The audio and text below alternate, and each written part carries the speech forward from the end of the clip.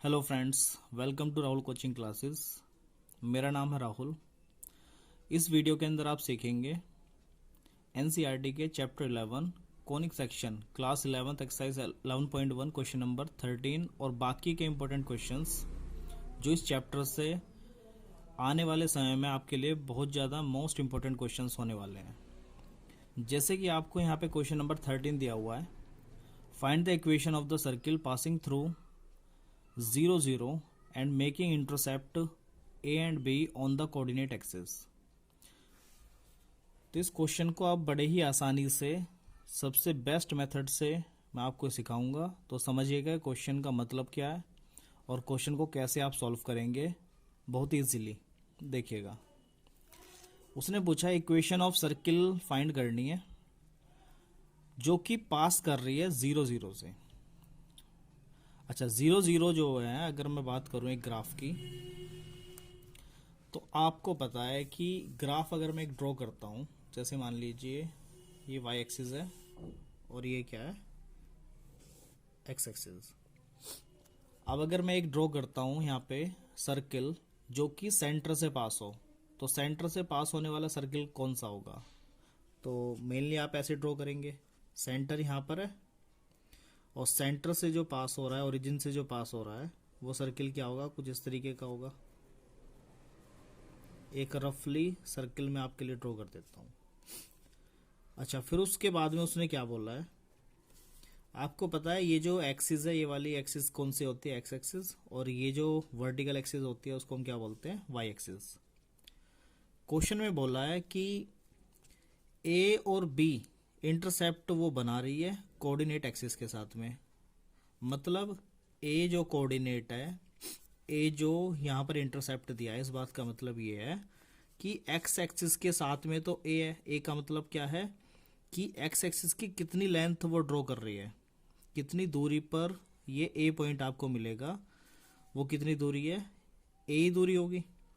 तो ये जो यहाँ पे जो कट कर रहा है सर्किल एक्सिस के साथ में, इसी पॉइंट को आप क्या बोलेंगे? ए, क्योंकि ये दूरी कितनी है यहाँ से लेके यहाँ तक? ए है। अच्छा, y की वैल्यू तो एक्स एक्सिस पे क्या होती है? 0। तो a कोमा 0 ये वाला पॉइंट हो जाएगा। इसी तरह से अगर मैं y एक्सिस पे लूँ, तो y एक्सिस पे इस पॉइंट पे कट कर रहा है सर्किल। इसका मतलब इस पॉइंट को मैं क्या बोल सकता हूँ? 0 कोमा b, क्योंकि उसने b पॉइंट दिया है कोऑर्डिनेट एक्सिस पर। तो इस पॉइंट को आप क्या मानेंगे? 0 कोमा b। अब आप इसको देखिए, अगर आप यहाँ पे देख रहे होंगे तो यहाँ से यहाँ तक का जो डिस्टेंस है वो b है। अच्छा, यहाँ से यहाँ तक का डिस्टेंस क्या है? a। तो अगर मैं इसके अंदर ये दोनों पॉइंटों को आपस में मर्ज कर दूं, ज्वाइन कर दूं, तो आप देख पा रहे होंगे कि एक ये ट्राइंगल बन रहा है। अच्छा, खुद बताइए, ओरिजिन ये जो एक्सिस होती है हमारी, एक्स एक्सिस और वाई एक्सिस, इनके बीच में ये जो एंगल होता है वो कितने डिग्री का होता है? भाई 90 डिग्री का होता है ना। अगर ये 90 डिग्री का एंगल है, तो आपने पढ़ा होगा कि सर्किल के अंदर इस लाइन को मैंने एक कोड मान लिया अपनी तरफ से। कोड ही होती है जो कि सरकमफ्रेंस के एक पॉइंट से दूसरे पॉइंट तक जाए। ये कोड क्या है? जब भी सर्किल के अंदर 90 डिग्री का एंगल बनाती है, तो वो एक ही कंडीशन हो सकती है, जब ये कोड डायमीटर का काम कर रही हो। अगर ये डायमीटर का काम कर रही हो तो तभी आपका जो सर्किल के अंदर कोड है वो एक डायमीटर का काम करेगी, तभी वो 90 डिग्री का एंगल बना सकती है। इसका मतलब ये जो लाइन है ये एक डायमीटर हुई, तो इसका जो मिड पॉइंट होगा वो क्या होगा? सेंटर। इसको आप सेंटर मान लेते हैं। अच्छा, सेंटर से सरकमफ्रेंस तक के डिस्टेंस को क्या बोलते हैं? रेडियस। तो यहाँ से सी से अगर मैं इस पॉइंट को कैपिटल में बी मान लूँ, इसको कैपिटल में ए मान लेता हूँ इस पॉइंट को, और यहाँ पे इसको ओ मान लेता हूँ, तो ये जो बी सी का डिस्टेंस है वो क्या इक्वल नहीं होगा ए सी डिस्टेंस के? क्योंकि दोनों ही क्या है? रेडियस। और रेडियस तो ये भी है, सी से ओ तक का डिस्टेंस जो है वो भी क्या है? एक रेडियस ही तो है। तो जब ये रेडियस है तो आप इस रेडियस को फाइंड कर सकते हैं आसानी से। तो देखिए रेडियस कैसे फाइंड होता है। तो रेडियस फाइंड करने का तरीका आपको पता होगा। ये दोनों पॉइंट तो हमें पता चले कि भाई ए पॉइंट जो गिवन है वो है a, 0, जो बी पॉइंट है वो क्या गिवन है आपको 0, b। ठीक है, आपने एक इस सर्किल की इक्वेशन फाइंड करनी है और इक्वेशन के लिए आपको सेंटर के पॉइंट पता होने चाहिए और सरकमफ्रेंस के ऊपर कोई भी पॉइंट पता हो तो आप आराम से इक्वेशन ऑफ सर्किल फाइंड कर सकते हैं। तो देखिए, अगर मैं रेडियस की बात करूं तो रेडियस आपकी क्या होगी, आपको पता है कि ये जो सेंटर से लेके सरकमफ्रेंस तक का डिस्टेंस है, डिस्टेंस फॉर्मूला से आप फाइंड कर सकते हैं।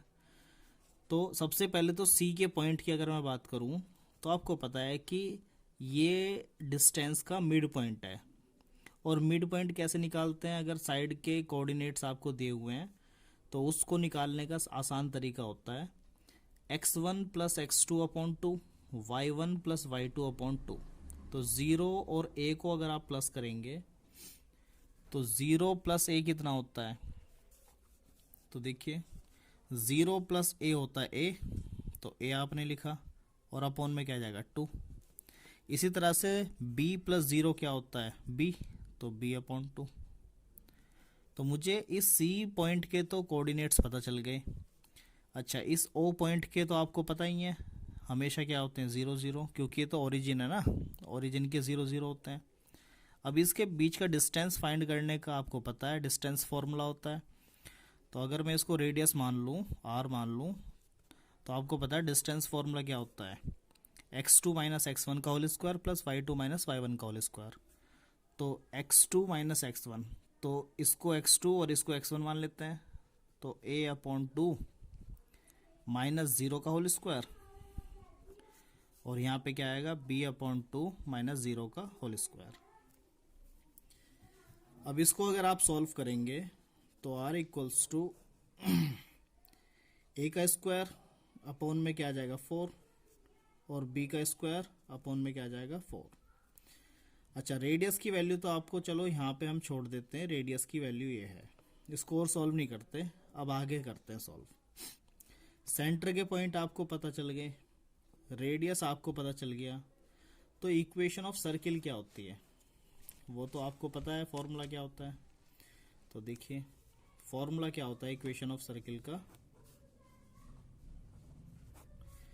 तो आप बोलेंगे x माइनस एच का whole square plus y minus K का होल स्क्वायर इक्वल्स टू में क्या होता है आर स्क्वायर। तो x माइनस एच, एच की वैल्यू क्या होती है, ये पॉइंट h और k होते हैं, तो h की वैल्यू a अपॉन 2 है और उसका whole square plus y minus k, k की वैल्यू क्या है b अपॉन 2 इसका whole square equals to R square. तो r की वैल्यू कितनी दी हुई है यहाँ पे a square upon 4 plus b square upon 4। तो अगर इसको सॉल्व करें तो a माइनस बी के होल स्क्वायर का फॉर्मूला क्या होता है a square plus B square, तो 2 का स्क्वायर करेंगे तो 4 आएगा, माइनस 2ab, तो 2 इंटू ए की वैल्यू कितनी है x और b की वैल्यू क्या है a अपॉन 2। तो 2 से 2 तो कट जाएगा, मैं फिर भी एक बार आपको लिख के दिखा देता हूँ। तो देखिए 2 से 2 कैंसिल हो गया ना, तो खाली ax बचेगा, तो कोई बात नहीं, इसको सॉल्व करके दिखाते हैं। a माइनस बी का होल स्क्वायर फिर से लगेगा a square plus B square, मतलब बी स्क्वायर अपॉन 2 का स्क्वायर 4 हो जाएगा और माइनस 2ab, तो 2 इंटू ए की वैल्यू क्या है y और b की वैल्यू क्या है b अपॉन 2। अच्छा, इक्वल्स टू में क्या दिया हुआ है आपको, इक्वल्स टू में दिया हुआ है a स्क्वायर अपॉन 4 और प्लस में b स्क्वायर अपॉन 4। तो ये दिख रहा होगा कि a स्क्वायर अपॉन 4 से a स्क्वायर अपॉन 4 क्या हो जाएगा कैंसिल और b स्क्वायर अपॉन 4 से b स्क्वायर क्या अपॉन 4 क्या हो जाएगा कैंसिल। कैंसिल करने के बाद में जो इक्वेशन बची आपके पास वो क्या बची है एक्स स्क्वायर, एक ही x से मल्टीप्लाई करेंगे तो माइनस का ये x, अच्छा प्लस वाई स्क्वायर और b की 2 से 2 तो कैंसिल हो गया, b की y से मल्टीप्लाई करोगे तो क्या बचेगा बी वाई और इक्वल्स टू में कुछ नहीं बचा तो 0। तो इसको आप थोड़ा और सॉल्व करके कैसे लिख सकते हैं x square plus y square minus a x और माइनस का बी वाई इक्वल्स टू में क्या है 0। तो यही क्या होगी आपकी इक्वेशन ऑफ सर्किल। इस वीडियो के नेक्स्ट पार्ट में मैं बाकी के इंपॉर्टेंट क्वेश्चंस को ऐड करूंगा। तो इस वीडियो को यहीं पे समाप्त करता हूं। अगर आपको वीडियो अच्छी लगी तो वीडियो को लाइक कर दीजिएगा, और अगर आप इसी तरह की वीडियो चाहते हैं फ्यूचर में तो चैनल को सब्सक्राइब कर लीजिएगा। Rahul coaching classes YouTube channel. Thank you.